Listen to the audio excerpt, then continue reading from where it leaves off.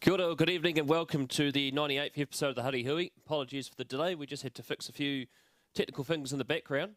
But our guest tonight is the captain of the OBU Scallywags as they prepare for their first ever National Under-85 Cup semi-final this Saturday. Matt Fowler is our guest on the Huddy Hui. Matt, many thanks for coming on tonight. 2 weeks ago, you made the semi-finals after beating the Pakuranga Panthers. Tell us about that last 20 minutes on defence. G'day, Brad. Yeah, it was full on, wasn't it? We had to really work our butts off to make sure we could hold Pakuranga out.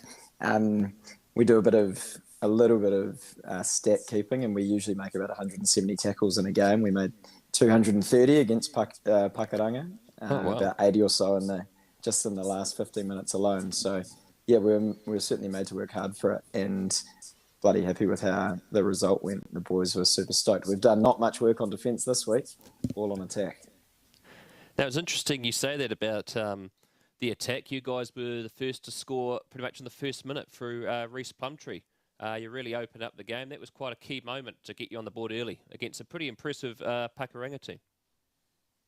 Yeah, that's right. We talked about the importance of actually starting well against the two previous games against Tawa. We'd conceded a lot of early points, particularly in the local final. We were down 24-7 behind our own sticks, wondering what the hell was going on.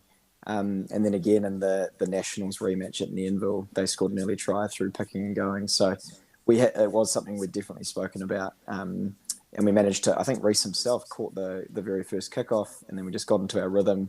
And the backs were pretty lethal once we get a good supply of ball out of our forwards. And Reece, obviously a premier player, running a hard line there, set the game up well for us. Pakuranga got on the board very quickly, not long afterwards, for a pushover try from a line-out drive. Nothing new in rugby these days. But how important was Hamish Mansell's intercept try in the middle part of the second half? Yeah, huge. We're making a little bit of a habit of getting intercept tries to change the game. Our left winger, Case Jansen, got one against Tower in the local final. But yeah, it totally changed the game from our perspective. It's probably one of about 3 times we might have made it into Pakaranga's 22 in that second half. So to come away with points every time, there was a Nick Mannix penalty involved as well, I think actually was the difference. Pakuranga were putting down line-outs and scrums and opting not to take the points, but we were pretty ruthless once we got into that 22. We actually came away with points, and when it's only a 3-point margin, it's super important in the context of the game. Now, the OBU under-85s have a unique name called the Scallywags. Where did this name come from? I actually don't know, to be honest with you. I should know. I need to do my Scallywags research. I know the team started 6 years ago by Nick Mannix, who's still playing our first 5, and Mitch Butler, who's now overseas but was previously our centre. And I think it's probably to do with the camaraderie and our mindset going into games. We really enjoy sticking together and getting around each other. We play a very interesting and fun, fast-paced game of footy, and then are a bunch of pirates in Courtenay Place over the weekend. So I'm gonna have a guess that that's where it came from, but I can't be sure. Now, 2023 has been a successful year for the Scallywags. You've been the winners of the first round of the JC Bowl, followed up by the Paul Tiki Shield in the under-85 grade. What has been the catalyst to this team's success this year? Well, I actually think it probably started last year, Brad, to be honest. Before that, it was very much a drinking team that played a little bit of rugby. And then last year we realised we had a lot of talent in our ranks, and actually maybe we could make a pretty serious go of it. There were some quality sides in the mix last year. Not to say there isn't this year, but we were sort of surprised at how well we did against those quality sides, the Javels, the Upper Huts. And we went down to the national quarterfinals against the eventual winners, the Southern Bush Pigs, got within 7 points of them, and it sort of showed that, if we put our heads together and actually try and play some proper rugby, just how good we could be. And so this year has just been a continuation of that from last year. We've got good coaches on board. Obviously, I'm a bit biased with my old man being in charge, but Wirangi Parata, who's been sort of touch and go on his weight this year, has done an excellent job with the forwards as well. And then it's just grown from there, really. The attack pattern has come in. We've got a good defensive structure. And now we're playing a really good brand of footy that teams struggle to keep up with for 80 minutes. This season, you've had a great rivalry with the Tawa Ducks. Yeah. What did that loss at the start of the second round teach the team? Because that caught you by surprise out there at Lyndhurst Park. Yeah, there probably was a bit of good foxing from Tower there because we obviously played them first in round one and we beat them 48-5 and we knew 4 or 5 guys, I think, from our team last year who had transferred to Tower and we sort of were like, oh, well, they've got some talent, but perhaps just not the sort of whole team game. And then I actually wasn't playing in that second round game, but I was watching with my flatmate Jack, who plays in the team too. And they brought a different type of game that we weren't used to. Super aggressive, super direct, just asked you to make a lot of tackles in a short space of time. And we just weren't able to cope with that pressure. And then it wasn't dissimilar to what happened in the local final, to be honest. They put a stack of pressure on us and our defence wilted under some good pick and go pressure. So we've learnt some hard lessons this year, but overall, I'm super proud with how the boys have gone and responded. Now, the under 85 grade has got some unique teams in it. Tell us about some of the matches that happen at this grade, particularly around the clubs in Wellington, particularly the likes of Eastbourne have quite a unique tradition after the game. Yeah, it's one thing I really enjoy, Brad, to be honest. I mean, you play Prem Rugby at these clubs and it's good to have a beer afterwards, but there's always that sort of mindset of, next job, is it a rep team or is it a Jubilee Cup or whatever? But the 85s, it's very much just full focus on that Saturday. So for Eastbourne, for example, they said to us before the game, look, we don't have the requisite number of front rowers. Can we invoke the game on provisions? And we said, yeah, absolutely. There's been teams this year we've actually loaned players to because we just want to play a game of footy. And it's all about enjoying yourselves. I find that the referees seem to enjoy it a lot more because people are playing for the right reason. And then in the Eastbourne case, you go into one of the best club rooms in Wellington, have a beer, the sun's setting, they put on a barbecue, and it's just fantastic. You actually remember why you started playing rugby in the first place. Tell us about some of the key characters in the Scallywags. There's some great ones, aren't there? There certainly is. Up front, I'd probably say Blair Miller. We nicknamed him Blair Sco because he's always the party starter around town. He's always sticking up his hand to host, which is often a bit of a poison chalice in club rugby. In the backs, probably Nick Mannix, our first 5. He's the founder of the Scallywags, obviously, and still leads from the front in what it means to be a Scallywag. There's a classic old wives' tale that he once tried to get with a Jacinda Ardern at a party, so I don't know how much truth there is to that, but we'll let that yarn run wild. Now, unlike Premier Rugby, where you train 2 times a week, under 85s is a little bit different. Tell us about training at the under 85 level. Yeah, I think different to sort of Premier Rugby. It's really important to get the commitment right. So if we were, for example, training twice a week and then asking guys to do video, a lot of guys would just stick up their hand and say, no, thank you. I'll just, have weekends with my girlfriend or do my own thing. So we're really disciplined about saying 1 training a week, Wednesday, 1.5 hours, and then turn up on a Saturday. And if the boys want to do more than that, then that's fine, but we're not going to ask any more than just 1 training a week in a game. And I think because of that, you get a lot out of the guys. They really look forward to training. They look forward to getting around each other, and they certainly get amongst it on a Saturday. Now, this year, of course, the team has been pretty dominant. And, of course, some teams have found it tough this season in the 85 grade. What do you think needs to change under 85 rugby in Wellington to make it regrow? Yeah, I wouldn't say it's a problem that's symptomatic just to under 85s. I think rugby in general has got a problem with players leaving the game. But in terms of what can happen in Wellington, I think there needs to be some amalgamations between teams. There's teams that are just getting 15 or 22 guys out there on a Saturday. I think Wellington Rugby needs to be a bit flexible in their thinking around, can teams amalgamate for one given Saturday or for one round? Or just in general, can we create, say, a 6 to 8 or a 10 team grade with some amalgamations that actually makes it really competitive? Because we're lucky at OBU, we get the pick of the students, and then Weedangi's doing a great job on the Instagram, and guys want to come and play for the Scallywags, but that also might be at the expense of some clubs who could use some of our players. So I think there's some creative solutions there. It's just a matter of being a bit open-minded about how you go about it. You played the final against Tawa, and then a week later, you had to play them in your last qualifier match before the quarterfinals. How tough was it going back to back against Tower? Yeah, I mean, I love playing against Tower. That we got a really good camaraderie with them. Obviously, you go hard for 80 minutes, and we've had obviously those two games. Had a beer with them afterwards. They're a great bunch of lads. So any of them are welcome at the Scallywags anytime. But to answer your question, yeah, it was difficult. We tossed and turned about whether we had a double header, so the local final would double as the nationals final, but because of the different eligibility rules for the nationals, we'd said all along this season, because of how close we got to the Bushies last year, we wanted to open the team up to the Prems for the nationals comp. So because of that approach, it meant that for the local final, we had to play our local team, but for the nationals, guys like Reese and Tom Henderson would play in that game, and that's the way it transpired. How have you found the National Under 85 competition, in particular this season, where your first two games were wins by default? Why was that? Yeah, I'm not sure. I think the first game was supposed to be against a team from Blenheim, Central RFC. So I've got in my mind, at least, maybe it was a big Friday night and they weren't interested in taking the ferry across Cook Strait.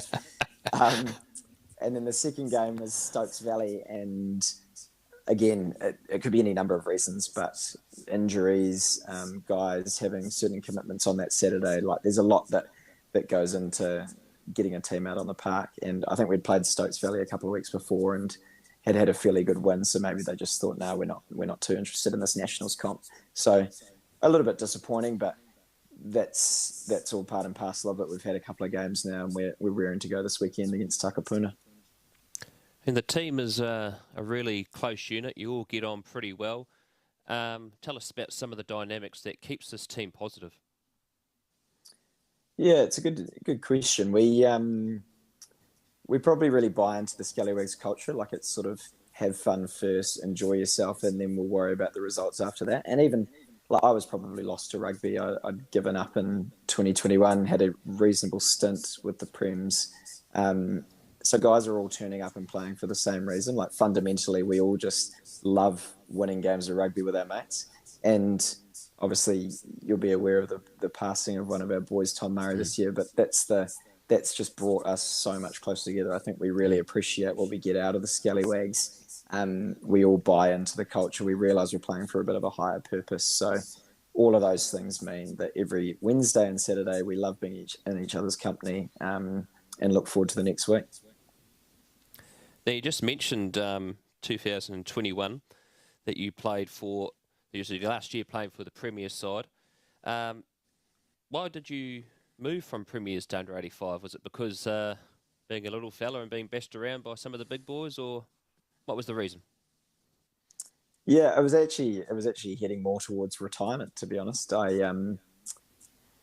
We at the end of 2020 we thought we were like, oh, can we go for one more year? And the coaches sat around, Jamie Williams, obviously very successful, Bernie Upton. There was sort of this general agreement amongst the senior guys that one more year would be good. And then I actually had a fairly bad knee injury at the back end of 2021, and North beat us in that absolute pond of a game at Nienville, if you recall. Oh, I remember that one. Yeah, the rain was going sideways.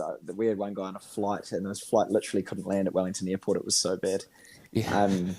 And so at the end of that season, we sort of said, okay, that's enough. It's sort of the right time to hand the reins over to some younger guys and have sort of a reset as a club.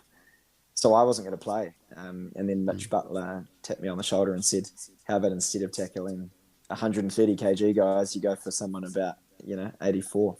And I turned up to a couple of trainings with an open mind and then fell in love with it. I love the boys and getting around it. And it's much different rugby, Brad. It's not as direct. It's a lot more skill-based. It's very fast. So I think it's sort of a bit of a portrait for how I'd like to see rugby go in the future at the professional level. Where did your nickname, The Unit, come from? Patches O'Houlihan told me today. Yeah, Dave Loveridge, the trapper. I turned up. If you think I'm small now, you should have seen me in when was that? Jeez, it's 10 years ago. 2013, I turned up as a bright-eyed 18-year-old at university. So rocked up to Boyd Wilson, OBU, and Trapper just took one look at me and just said, shit, who's this big unit? And that just stuck from the start. So I think, the Bum was the coach in those days, Alex Tamale Tane. And, you're only ever one court session away from a great nickname, and that was mine. So it's been the unit ever since. Now, the team last time played at Neanville Park, which surprisingly was in pretty good nick. But how lucky is it to be playing at Rugby League Park, where until this year was the home of the Wellington Lions? Yeah, amazing. Great that we can get on there. I've been barking at Brad Newson from Wellington Rugby for a few weeks now to say Rugby League Park. Yeah, but obviously the priority, quite rightly, has been with rugby, but we've been super keen to get on there. It's obviously suits our game, so fast track, nice and wide. We're going to look to shift the ball this weekend and tire Takapuna out. And I just think in general now it's become the home of the goats. So that's where the under 85s want to play. We like Neanville; it's a reasonable ground, but it's not a patch on Rugby League Park. 67 games for the Premier side, the Billy Goats, from 2017 to 21. How did you find Premier Rugby, and who did you make your debut against?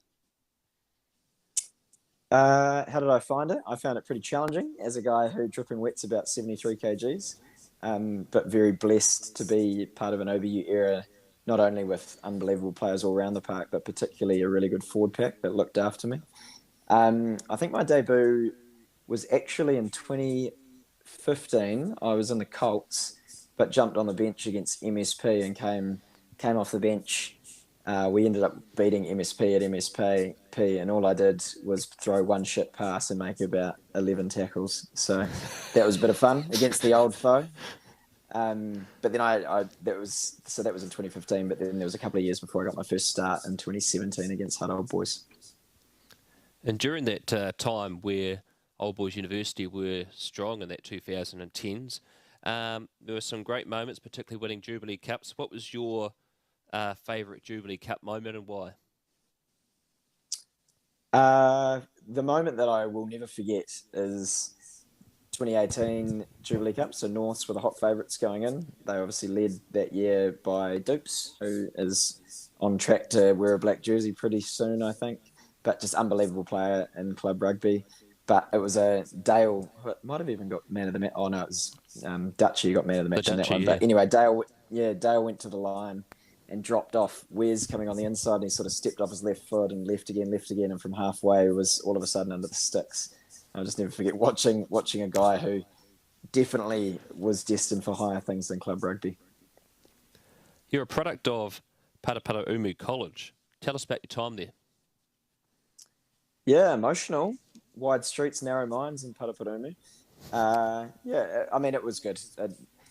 I've often chatted to my parents and said, or they say, would you have liked to have gone to a bigger school? And I don't really think so. It was perfect for the time, 1,400 co-ed kids. You learn a few good lessons when there's girls in your class and you've got to deal with distractions. The first 15 there was really good. I was obviously still super, super tiny, but we punched above our weight. We played against the likes of Mana College, and the second 15s of Wellington College and Silverstream. And then our traditional game each year was against Kapiti College, so not dissimilar to Wellington, where you're building towards one big game. Ours was always the traditional match, the Rose Bowl it's called. And if you won that, you could have lost every game the whole year, but if you win the Rose Bowl, it's been a successful season. So I really enjoyed my time there. You do outgrow those kind of smaller regions by the time you're 18, but it was perfect for that time in my life. What was your best game in the first 15 for the college? Best game? Probably one of the Rose Bowls. I think we actually had Garrett Williamson, who was a fairly good referee at the time, come and referee one of the matches. And Andrew Newstub, who New Zealand Sevens fame, he was playing fullback for us. And I remember we made a breakdown one side of the park, and then one of the Kapiti College supporters ran on and tackled our winger. So there was just like a pitch invader, but an actual Kapiti College student nailed our winger. And I'm like barking at the referee, and he's never seen this before. He's like a professional referee, so he doesn't really know to blow a penalty or what. So that was fairly weird. But I think that's probably one of the games that sticks out for me. And Colesy handed over the Rose Bowl at the end, so that was nice. You're known as a great talker and a bit of a person that likes to give banter on the field. Is that one of the key aspects to your game? I think so. I'm a cricketer, Brad, so that kind of comes with the territory, just being able to have a little... I like to do a bit of research during the week, so it's all well and good to, say the F word or call someone a name, but if you can get some chat that really lands because you've done a bit of research, then that makes all the difference. So, yeah, a little bit of research, and then it's the same with the referees. Actually, if you can approach them in a nice, calm way and ask some questions, you often get a bit further than just yelling and screaming. Now, you mentioned about research and referees. I went back through my old refereeing books, scores, and also I came across this picture. Can you tell us what's happening here? Oh, jeez. It looks like probably year 13, despite the fact I look like I'm 12 years old. Is that you, is it? Are you giving me... That is me giving you a lecture. Yeah, what have I done? Do you reckon I'm there on behalf of the team? You're playing... Or are you... I think I'm giving you a warning for too much talk, I think, from memory. You're playing Silverstream that day in 2012. So you end up winning 13-11. So it's quite a close game. But I do. You mentioned about doing your research. I think you'd done your research on me that day. So, yeah. That's good stuff from the archives. Jeez. Well, apologies. Hopefully my demeanour's a little bit better than it was in those days. I was probably just I think you're caught up in the emotion of college rugby. Now, you mentioned that you're also a bit of a cricketer. Who do you play for? And are you a battler, bowler and all-rounder? Yeah, I play for Victoria University of Wellington Cricket Club. So our home ground's Calvin Park. Very proud club man for them. I used to be a wicketkeeper batter, but I'm trying to give away the wicket keeping. My back's not young enough for it anymore. So bat in the top 4, run around in the field, and I'm actually the skipper, although I've been trying to give away the captaincy for about 5 years. So if anyone's willing, give them my number. Now, what do you do for work during the week? People are going to hate this, your listeners. I'm a lawyer at Bell Gully. So that's commercial law. I say to a lot of people, I'm one of those useless lawyers. I can't act on your house conveyancing. I can't get you out of a parking ticket. All I can do is probably find you some funding from the government at a crappy interest rate. Now, how's the team tracking this week? And is it going to be a similar team to 2 weeks ago, or have you got some reinforcements in? No, we're largely the same. We got one injury. So Tom Melander, who was playing 6 last week, he's busted his shoulder and has a few neck injuries, so he'll be sitting out. But other than that, all hands on deck. No sort of reinforcements. I think Cody Quinn might be battling weight-wise this week, so he might be an exclusion. But otherwise, 1 to 15 or 1 to 22, the same, and very fired up to take on the Takapuna Bombers, so I don't think I've had a loss this year. So nothing like that. Nothing like a bit of history to motivate the Scallywags. Now, you mentioned Cody Quinn possibly not getting over the weights for this weekend. What are some of the traits that people get up to during the week to ensure they stay under or on 85 kgs? Strategies. Happy to chat strategies, Brad. My flatmate Jack me off green. He is a big fan of getting to 91 kgs on a Monday and then working back from there. So chicken and salad during the week, I'd recommend. Water weight is the key. So if you take on a lot of salad, that means you've got water weight to lose. In the gym, running hard, cardio only. Black coffees are another key because obviously that helps things exit your body. And then if you're really up against it, saunas Thursday, Friday, Saturday, and a bit of running. And of course you can weigh in undies. You have to keep your undies on. So a lot of the boys will work out pretty hard in hoodies, etc., to make sure they're sweating it up. Rip their undies up, go down to their undies at the gym, and then weigh in. Make sure they're... The other thing that can be a bit mixed is the scales in Wellington. So I'm looking into maybe a calibration certificate or something to work that into Wellington to make sure scales are nice and accurate. Now, you mentioned the Takapuna Bombers are undefeated so far. What else do you know about your opponents this Saturday? Not a hell of a lot, to be honest. We got sent some video for the game last week or over a week ago now against Paramahoe, but the Paramahoe side looked a little bit mixed, so we didn't get too much out of that. I know that they haven't lost this year. I know that Robin Brooks, one of their coaches, so that might mean something. And they've got a number of guys in that North Harbour rep team, so I think they'll be good. But equally, I know if we play anywhere near 100%, we're a very, very hard team to beat, both on attack and defence. So we got the defence part right against Pakuranga and been working hard and getting the attack part right this week.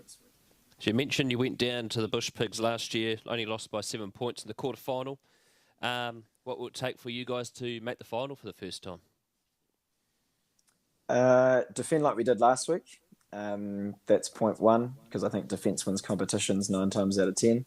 And then once we get the ball, we've got to make sure we get it to the edges. If we continue to play teams between the 215s or between the posts, that's where we sort of find it a bit tougher. If we can let our outsides move, give Reece some space, give Case and Scotty Dew on the wings some space, and Tom Henderson time on the ball, will be very hard to stop. So the keys to victory are keep tackling like we did last week, move the ball to the edges, and let our match winners play ball. 2 other big matches on this weekend.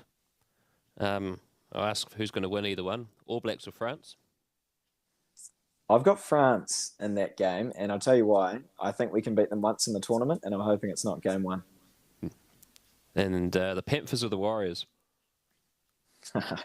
Well, it depends on Sean Johnson, who I see is under an injury cloud, but the Warriors don't need to win this one, so I'll controversially say the Panthers. Two dusty picks, but it's all for good reason. I think the All Blacks and the Warriors will win their respective grand finals.